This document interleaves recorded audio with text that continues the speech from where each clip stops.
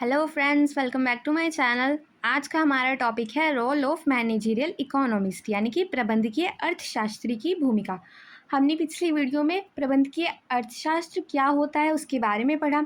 अब प्रबंधकीय अर्थशास्त्री कौन होते हैं?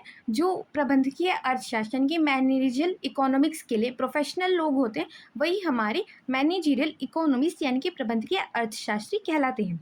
अब managerial economist connects economic theory with business practice, guiding decisions through analysis and forecasting। यानी कि प्रबंधकीय अर्थशास्त्री आर्थिक सिद्धांत को व्यापारिक व्यवहार से जोड़कर विश्लेषण और पूर्वानुमान के माध्यम से निर्णयों का मार्गदर्शन करता है।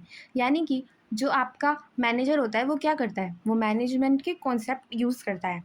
पर जब वही मैनेजर या फिर मैनेजर जैसा कोई व्यक्ति जो मैनेजमेंट के काम के लिए इकोनॉमिक थ्योरीज का यूज़ कर रहा है, वही आपका मैनेजरियल इकोनॉमिस्ट कहलाता है।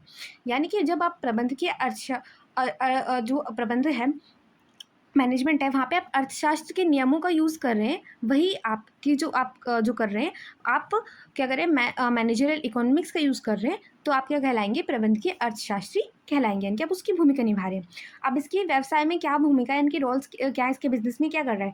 डिसीजन सपोर्ट यानी कि निर्णय सहयोग कर रहा है, यानी कि बेटर निर्णय लेने में आपका सहयोग कर रहा है, क्योंकि इससे क्या हो रहा है? आप अपने आर्थिक फैक्टर्स को ध्यान में रखकर आप अपने डिसीजन ले रहे हैं। उसके बाद सेल्स फोरकास्टिंग यानी कि बिक्री पूर्वानुमान, क्योंकि आप क्या कर रहे हैं? अपने बेटर मार्केट में अप्रोच के लिए क्या कर रहे हैं? आप सेल्स के फोरकास्ट कर रहे हैं। तो ये काम कौन करता है? प्रबंधकीय अर्थशास्त्री करता है। उसके बाद कॉस्ट एनालाइज यानी कि लागत का विश्लेषण करना भी इसी के अंतर्गत आता है। रिस्क असेसमेंट यानी कि जोखिम मूल्यांकन, यानी कि क्या अभी आपकी कंडीशन है, क्या सिचुएशन है मार्केट की, और क्या उसमें चेंजेस आ सकते हैं, इस सब का ध्यान कौन रखता है? एक प्रबंधकीय अर्थशास्त्री रखता है। उसके बाद पॉलिसी स्ट्रेटेजी यानी कि नीति रणनीति की योजना कैसे बनाई जाए, ये सब भी काम किसके हैं? प्रबंधकीय अर्थशास्त्री है। उसके बाद responsibilities of a managerial economist यानी कि जो प्रबंधकीय अर्थशास्त्री होता है उसकी क्या जिम्मेदारियां होती हैं?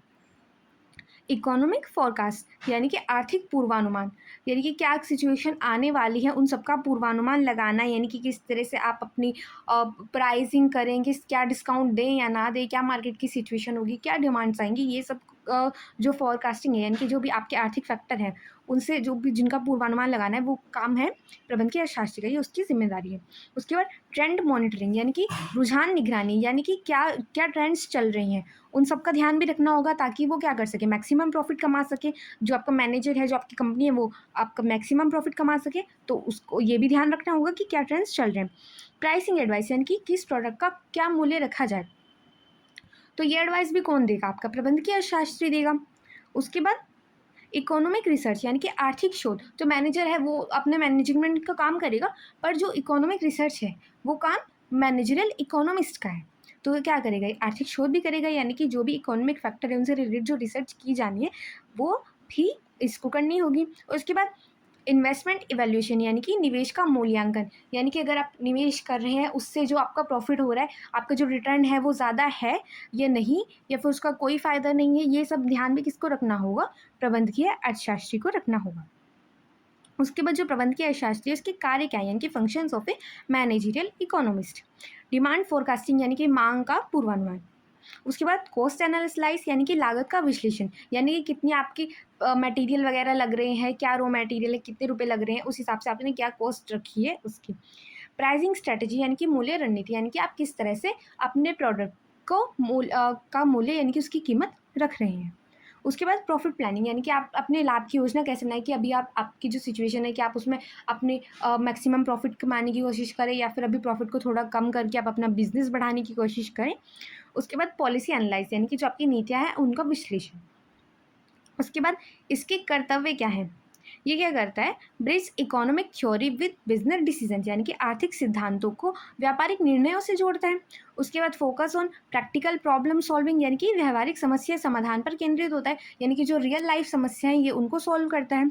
उसके बाद aids in forecasting and planning, यानी कि पूर्वानुमान और योजना बनाने में मदद करता है, यानी कि जब आप मांग का पूर्वानुमान करते हैं, योजना बनाते हैं, तो उसमें भी ये मदद करता है, इसमें आपको बताता है कि आपके लिए क्या बेटर होगा। उसके बाद integrates micro and macro concepts, यानी कि सूक्ष्म और व्यापक अवधारणाओं को जोड़ता है, यानी कि सिर्फ हमारी फर्म में नहीं, ये बाहर का जो एनवायरनमेंट होगा उसको भी एनालाइज़ करेगा और जो भी फैक्ट्स होंगे उसके बारे में आपको बताएगा, ताकि आप अपनी बेटर स्ट्रैटेजी बना सकें।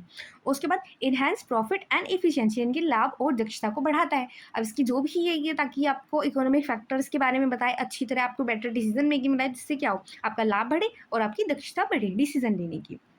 आई होप आपको आज का वीडियो अच्छा लगा हो। Thank you for watching, keep studying.